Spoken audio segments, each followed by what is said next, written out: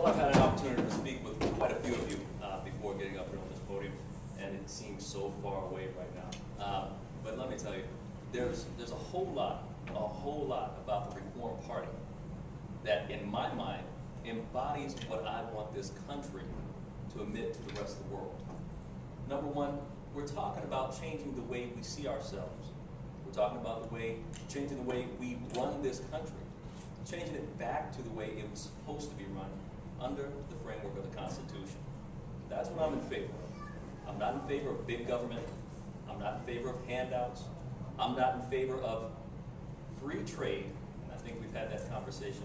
I'm not in favor of this country going into other countries to propagate democracy when we haven't perfected it here at home. That's the first thing we need to do. Now, on a serious note, I'm not anti-American. Somebody actually brought that up to me. She sounds so anti-American. You don't think America should be doing this, you don't think America should be doing that. What I am is pro-America, pro-Constitution, pro-individual freedoms of everybody in this country. I'm pro-small business. I'm pro, hey, you know what, you can take care of your own children. We don't need to step in and tell you how to do it. I'm pro, hey, it's your religion, it's your right, it's your freedom. Now, let's kind of get down to some of the bare basics that we really need to confront here in this country. Number one, the biggest issue, economy. Everybody knows it, everybody feels it. Does anybody here know anyone that, or anybody here, not working or know somebody that is not working, out of a job? I'm pretty sure everybody knows somebody that's not working right now, who can't find a job. Well, let's talk about something. Everybody's harping on China. China's our enemy. Yeah, they are competition. But every country out there is competition for us. Every country. China went into the economic shed and came out with a good plan. Guess whose plan it was? It was our plan. It's the same plan we used under Lincoln's era. What happened to it? Free trade. Free trade happened. Free trade came across as a theory. And that theory swept across this country. And as it swept across this country, it swept the jobs away. It swept away small business. It swept away our livelihoods. That's what free trade got us. And that's where we are right now. That's why we're facing the problems that we're facing. It's not going to be, hey, you know what, we can cut taxes for businesses and we can bring everything back. Yes, we need to cut taxes for businesses, we do. But it needs to be under a reformed economy. We need to protect our economy. As the Constitution actually laid out for us, it said that we would protect our manufacturing and that we would protect our citizens from being subservient to other countries or from the influence of other countries. But we've lost that perfection.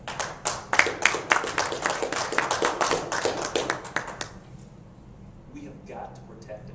We've got to protect ourselves. And the only way to do that,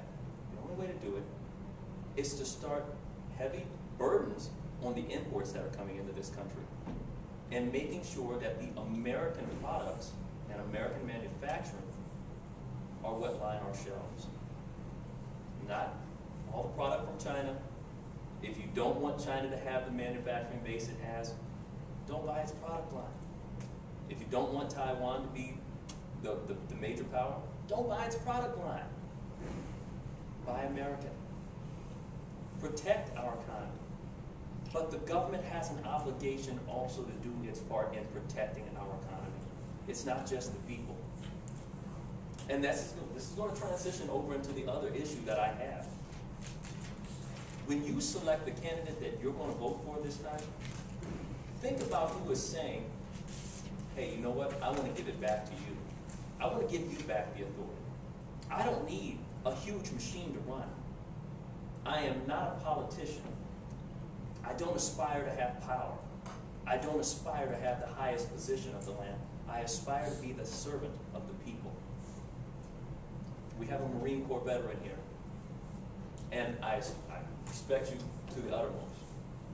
I'm an Army veteran, and I tell you now, I think that every government official should take the same oath that we took in the military. That's an oath to God and to country. Not to yourself, not to business, not to foreign entities, not to the sustainment of your job, but to the American people. This is what you need to hear from your candidates. If they're not talking about rolling back the legislation that was incurred between the 1930s and the 1970s while we were in a perpetual state of emergency, they're not doing what's in your best interest, are they? If they're not saying that I want you to know that I feel what you're feeling, and that I have to do what you say, because you're who put me in office. It's your money I'm spending up here. It's not mine. Okay? When you want to hear about health care being affordable, you don't want to hear about a big government running all of it, because it's never going to be affordable. I put in place a health care plan that actually pays for itself. I put in place a health care plan that takes all aspects of our economy into consideration. Because you can't look at one sector of our economy and say, hey, I'm going to fix this one and not the others. Everything plays a part. It's all connected. Healthcare, Social Security, Medicare, Medicaid, unemployment, they're all connected. Your taxes, they're all connected. It's tax dollars that pay for all of these things. But let me tell you how we fix healthcare. If you want to fix healthcare, you get the jobs back. That's the first part. Again, it's all tied together. How do you get the jobs back? By protecting our economy. Yes, if they have a lower cost of manufacturing, a lower tax rate, you're going to have more job growth. If you've got more people working, you've got more people paying into the system. Now, let's say how this affects you individually. More people paying into the systems means lower taxes for you. We need to lower the burden on our people, on our American people. I have lived in various countries around this world. Germany, Austria, Bosnia, Iraq. I've lived in every continent I've lived on. I've seen what they pay in taxes. I've seen what they get back for their taxes. We rant and rave about Germany paying 45% in taxes. 45%. You know what you pay? All combined, 45%. That's your federal taxes, your state taxes, your consumption taxes. 45%, actually a little more. Yep, closer to 51. You know what you get back for it? A couple roads, here and there, a couple roads. And in New York, I can't even say that because we've got potholes the size of this stage. It'll take your car and eat it. So, if you're really talking about it, and they're socialist, but they get a whole lot more. Let me tell you some of the things that they get back, because I lived there. Free education. If you got a job, you have insurance. If you have a baby, either the mother can take 3 years off, still gets paid, still gets all the incentives, or if she doesn't want to, the father can take it, 3 years off, because they believe in investing in their youth. Sounds like a good idea. Okay. America, we have an incredible medical field. Medicine is at the height of our economic prowess. People from other countries come here to have their surgeries. We have some of the best doctors there are. Problem is, there aren't enough of them. Why? What's it cost to be a doctor? Do you know what the cost of medical school is? Very, very close. You're paying a lot of money. It's actually around $600,000. $600,000. Sorry? First 4 years of college still? First year, 4 years of college, depending on where you go. Now, when you're looking at these costs, people can't afford this. Me, I'm information technology. You know what my costs are? I have over $50,000 based in 1 year. In 1 year of college, I paid $50,000. What does that say to the youth coming up today? Does it say that, hey, we want you to have an education? We want you to be competitive in a global market? Not to me. It says, hey, you know what? You're going to have a lot of debt on your hands. Not only that, we're getting ready to pass all of this tax burden that we're incurring right now. All of the debt that this country has, we're going to place that on you too. Does that sound like a really, really vibrant, exciting future for you guys? To your kids? Not to me. Let me tell you what I plan to do. Number one, protecting our economy is the first thing. National security is another. All of these things are going to roll in together, and you'll kind of see how these things fit. Healthcare is another issue altogether. I don't believe that it's a luxury, and it shouldn't be looked at as such. It's a necessity.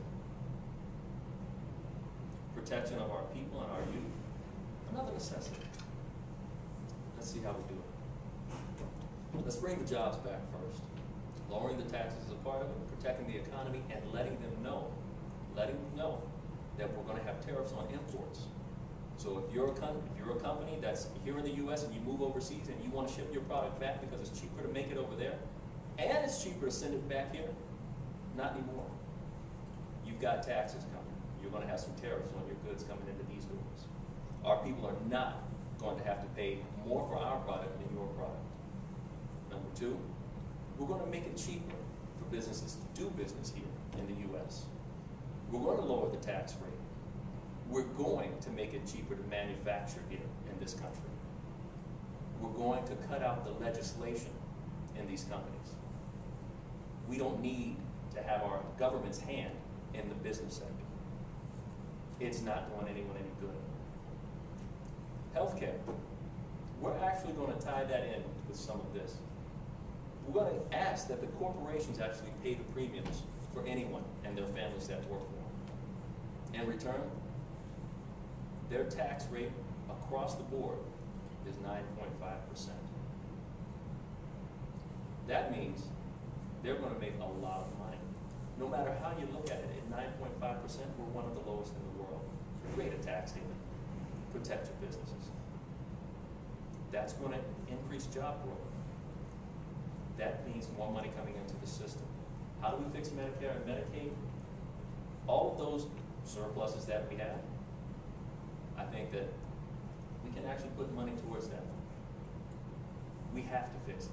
But at the same time, let's take it a step further. How many of you know about GSA? Government Service Acquisition.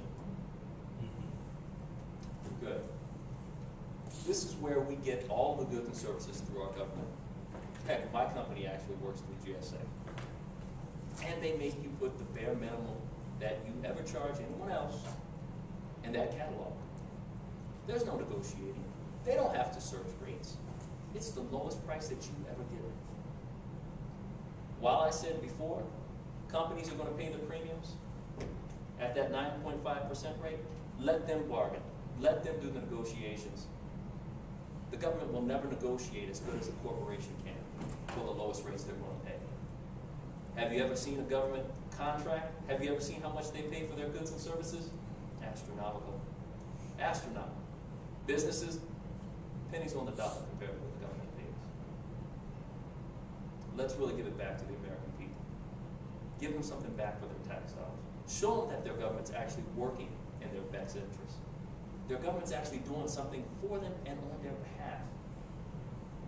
Give the power back to the people and the say of what we do back to the people. Because the government, we're not running this country. Right now, we're driving it into the ground. Look for the people that are going to raise us back up.